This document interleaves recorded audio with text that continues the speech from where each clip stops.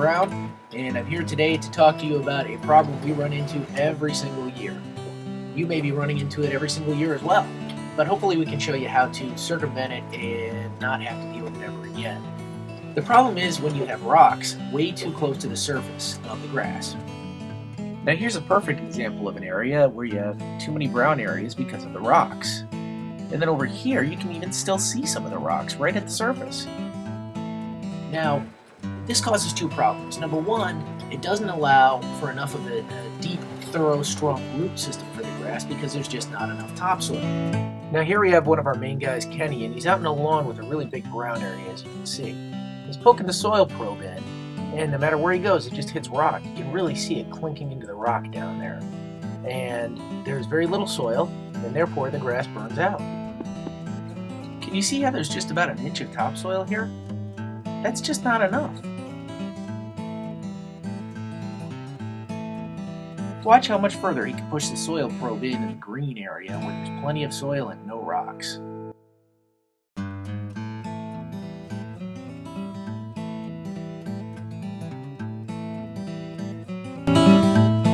Now the second issue you run into with rocks is that they absorb and retain lots and lots of heat. In fact, you can think about them almost like charcoal, where they just heat up very slowly over a long period of time and then just keep on giving off that heat.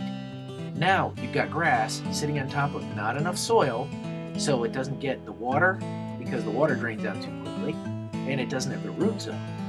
And now, not only is the sun beating down on it all day, but these rocks are heating up and heating them all night.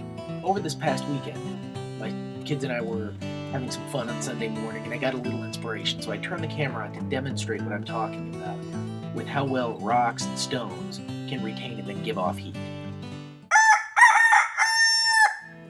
Here we are Sunday morning, and instead of sleeping in, my two young boys have decided to wake me up so that we can bake rolls together.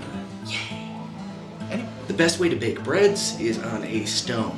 That's why you see so many brick oven pizza places and, well, baking stones and things like that. See, stones are great. They have the perfect thermodynamic properties where they absorb tons of heat from the oven and then very slowly, steadily, and carefully radiate it back out again. Here we are, and I'm about to put the rolls into the oven, and hopefully I don't drop too many of them. But take a look here. You see the nice gray stone that's sitting in there? Well, I'm gonna drop them all right on there.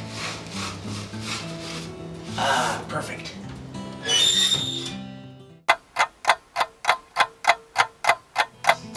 And let's take a look, and you'll see on the bottom, if you can look close, it's still hot. It's still nice and brown, just like the rest of it. Well, the reason for that, if we had used sort of a normal aluminum baking dish or something like that, the bottom wouldn't be nearly as well cooked. But that stone came through for us and radiated heat upward just as much as it was getting the heat from the surrounding oven. Works great for these rolls, not for your grass.